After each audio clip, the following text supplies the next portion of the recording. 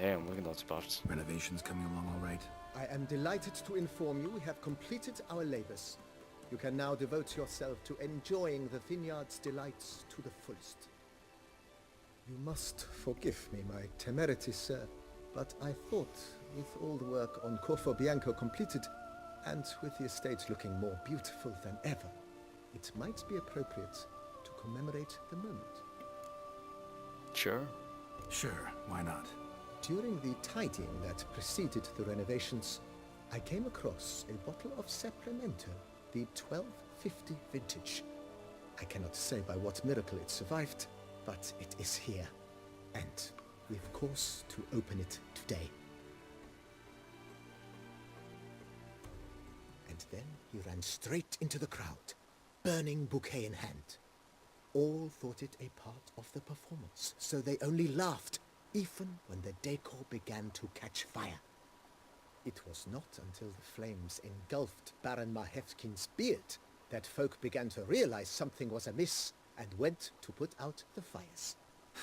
Sounds like Monsieur Bolius and Madame Nina threw some first-rate balls here. It was so. In this regard, Baron Rossel was decidedly more reserved. So tell me, Barnabas Basil, what's the wine situation like here? Am I gonna produce any this year? This year is out, I fear, sir. Last autumn, a fungus destroyed all the vines. Baron Rossel had new ones planted, no but free it will money. be some time before they start bearing fruit. Assuming that is, the fungus does not reappear. That'd be bad. This Sapramento got me dreaming. It's amazing. Isn't it, though? Allow me to top you off, sir. There. Thanks. It's not even holding anything.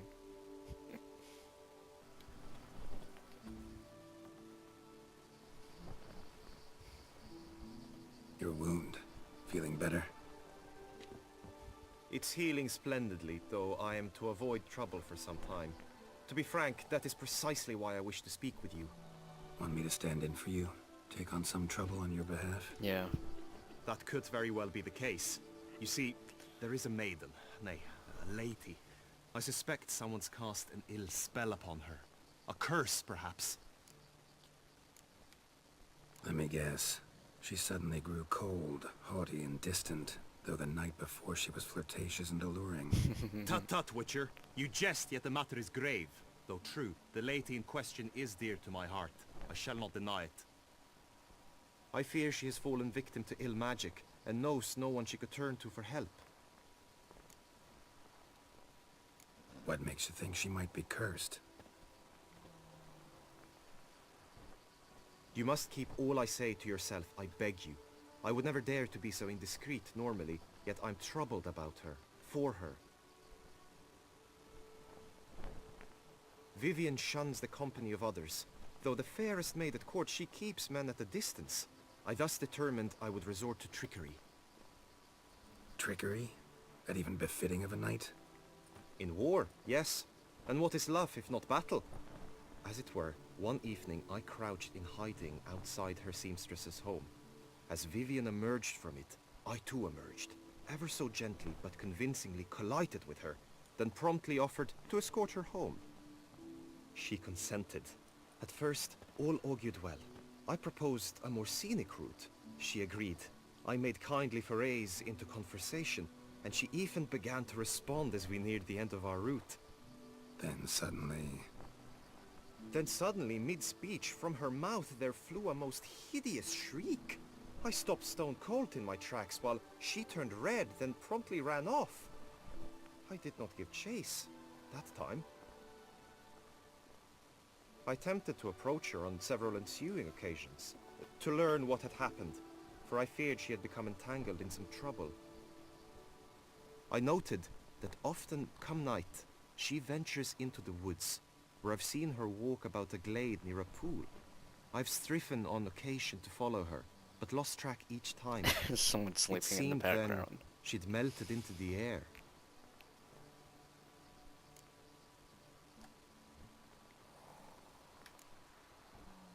sound you heard. She might have just had a sore throat. Had I thought it possible the sound was natural, I never would have taken up your precious time. Notice any other strange behavior? Additional symptoms? No, Vivian's avoided me wholly since the first encounter. But folk gossip. What about? They say she's secretive, that no one ever sees her after dusk. That she's wont to suddenly disappear. Nothing unusual about any of that. Tell me more about Vivian. Who is she? What's her story? She's Her Enlightened Highness's lady-in-waiting. Her mother was a lady-in-waiting, her father a knight. That is all I've learnt, for the Duchessa grows angry when asked about her. Vivian spends her days within the palace walls. Yet we are in luck, for she has been named the tourney's patroness this year. Thus, each participant will be granted an audience with her. Got a problem then. See, I'm not a participant. I've That's what devised a he's solution asking. already. You shall take my place in the lists and thus gain the chance to speak to her. I was looking forward to winning the tourney, very much so. Yet for Vivian, I am prepared to sacrifice anything. This tourney, how's it work exactly? It is the year's grandest and most important contest. Knights from all corners come to face off for the grand prize. And more importantly, for glory. Ooh. A demanding test of knightly prowess in horsemanship, marksmanship and fencing. I qualified for the first time, had great hopes of winning. Yet... Yeah, I get it. Anything for Vivian. Alright. Hardly a regular job, this. Not often I gotta take part in a tourney to fulfill a contract. Fee can't be anything ordinary either. I am no magnet to command heaps of coin, but naturally I shall award you a just amount. How much do you demand? Let's make it 560. Agreed. That is an amount I can indeed muster.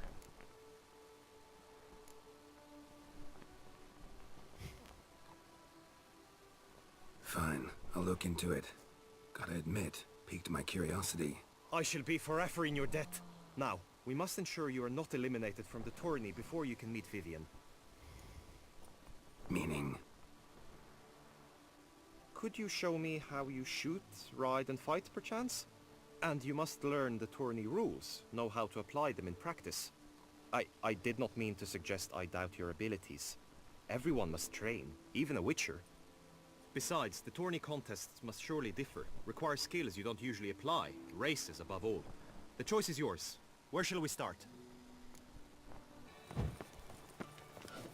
Greetings. Want to join the lists? Naturally, we must first see to formalities, however. At Guillaume's request, I have looked into your personal history in its heraldic aspects. Really? What did you come up with? My findings show you may take part as Geralt of Rivia, Oh, that's What good. a surprise. or as the Honorable Ravix of Forhorn. It's not every year we have a combatant who can boast of 2 crests. Which do you prefer? What?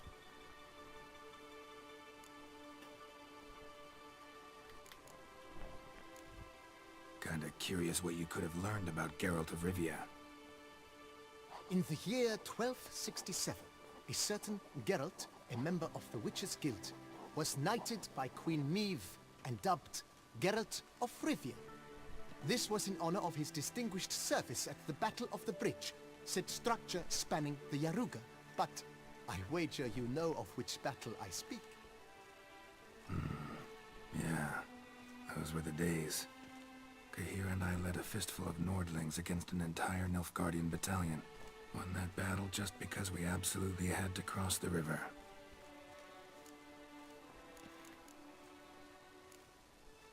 Ravix of Forhorn? How'd you manage to dig that up?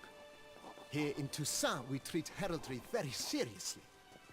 One visit to the Ducal Archives. That is all I needed to acquire the necessary information. Ravix of Forhorn was the name under which you attended a feast honoring Princess Pavetta, daughter of Queen Calanthe of Sintra, on the occasion of her 15th birthday. That's actually right.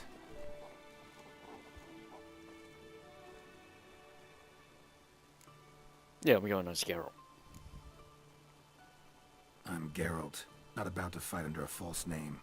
You may now take the shield bearing your crest. I'm a Witcher. Shields aren't something Witchers ever use in combat. Who mentioned using it in combat? Not I. The shield commemorates your participation in the tourney. You may take it as a souvenir. In that case, thanks. Have you been instructed as to the tourney's challenges, prizes, and vows? If not, I do hope you will allow me to tell you about them. Guillaume told me a bit about the contests. Rather make sure I'm clear on them, though. An admirable thirst for knowledge. There are contests 3. A shooting range, where you will compete side by side with an opponent. A horse race, during which you will seek to complete the course within a specified time. Any targets hit with bolts or dummies felt with blade will increase the time you have. Finally, the group melee in the arena, crowned with a duel against last year's champion. As each contest ends, its results will be posted on the board outside my tent. This way all will be apprised of who leads at any given moment. Yeah, I can't read that. Convenient.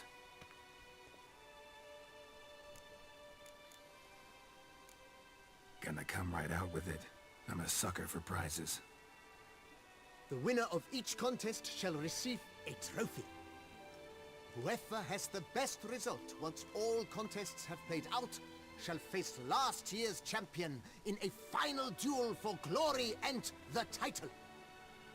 Should you defeat the reigning champion, the grand prize will be yours.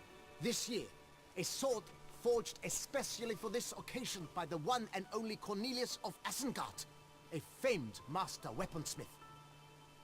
Her illustrious highness had it brought all the way from Nazaire.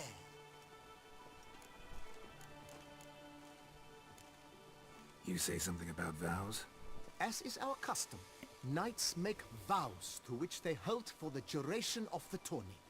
Each swears on something which to him represents his most cherished virtue. Feels like I know everything I'd ever want to know about chivalric tourneys. Splendid. In that case, you must make your vow. Upon what would you like to swear it?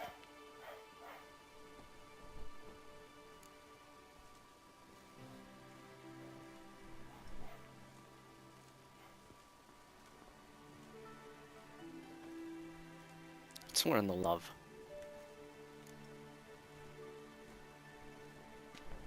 I vow on the love of my lady, whose name I choose not to divulge, to respect the chivalric virtues. May the gods succor you in your endeavors to overcome. Sign here, please, then fill out these forms. Nice. That is all I need from you. Oh, okay. That Now, was quick. as arranged by There Guillaume, we go. you shall be fitted with appropriate armor for the tourney.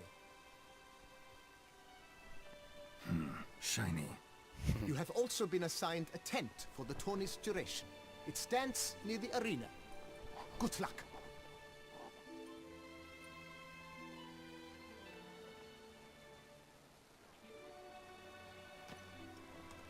Nice.